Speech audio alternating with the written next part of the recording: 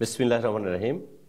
সুধী দর্শক শ্রোতা মণ্ডলী, প্রতিদিনের ন্যায় আজকেও আমি ডাক্তার এস.এম. আসাদুজ্জামান জুয়েল আপনাদের সামনে হাজির হয়েছি আজকের সংবাদপত্র দৈনিক সিলেটের ডাকের বিশেষ বিশেষ খবর নিয়ে। তো প্রথমেই আমি দৈনিক সিলেটের ডাকের শিরোনামের দিকে যাচ্ছি।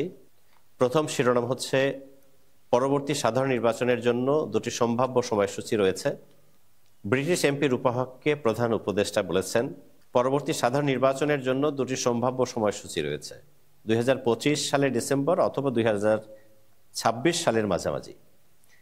অপর দিনের শীর্ষ খবর দৈনিক সিলেটের ডাকে প্রকাশিত হয়েছে, তারেক রহমানের 4 মামলা বাতিলের রায়ের বিরুদ্ধে রাষ্ট্রপক্ষের আপিল।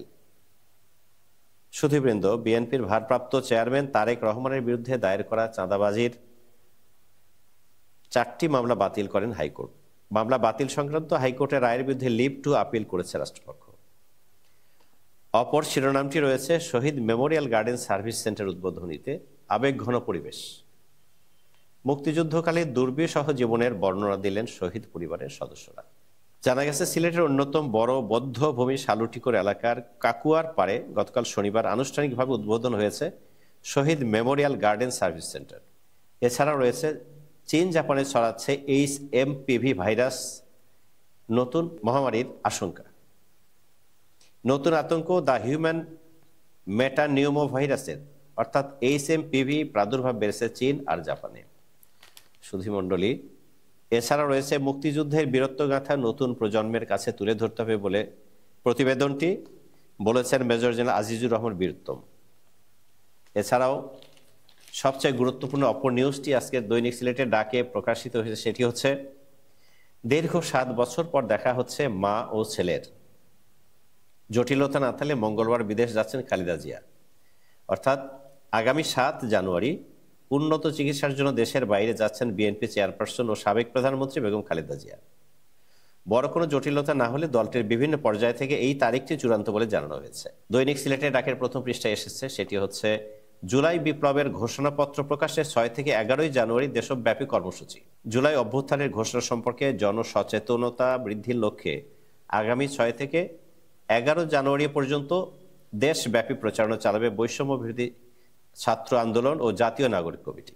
রয়েছে রাষ্ট্রদূত মুশফিক আনসারীর ছেলে পরিচয় প্রতারণা, রায়নগর থেকে তরুণ গ্রেপ্তার। ফাহিম আহমেদ নামে 20 বছরের এক তরুণকে গ্রেপ্তার করেছে পুলিশ। এই শিরোনামটি আজকে এসেছে দৈনিক সিলেটের ডাকে। এছাড়াও অপর প্রধান শিরোনাম, ডিসেম্বরে সিলেটের সড়কে প্রাণ গেছে 38 জনের। মহানগর বিএনপির ওয়ার্ড ভিত্তিক প্রচারপত্র বিলি আজ।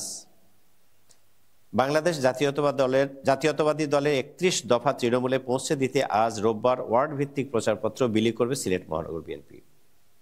এটি আজকের প্রধান শিরোনাম। এছাড়া রয়েছে কোম্পানিগঞ্জে শামীম সহ 15 জনের বিরুদ্ধে আরেক মামলা।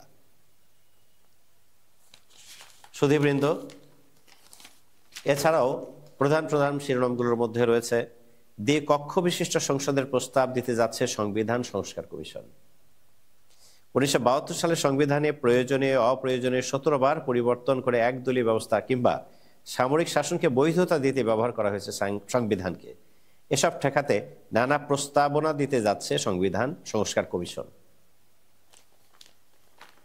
সিলেট জেলা জামায়াতের শুরার সদস্য সম্মেলন অনুষ্ঠিত হলো গতকাল।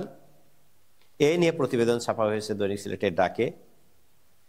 অ্যাডভোকেট এহসানুল মাহবুব জুবায়ের বলেছেন, জাতির বৃহত্তর স্বার্থে সবাইকে দৃঢ়তার সাথে কাজ করতে হবে। রয়েছে জগন্নাথপুরে বসতবাড়িতে দুর্বৃত্তের আগুন শীর্ষক শিরোনাম, পুরল মোটরসাইকেল।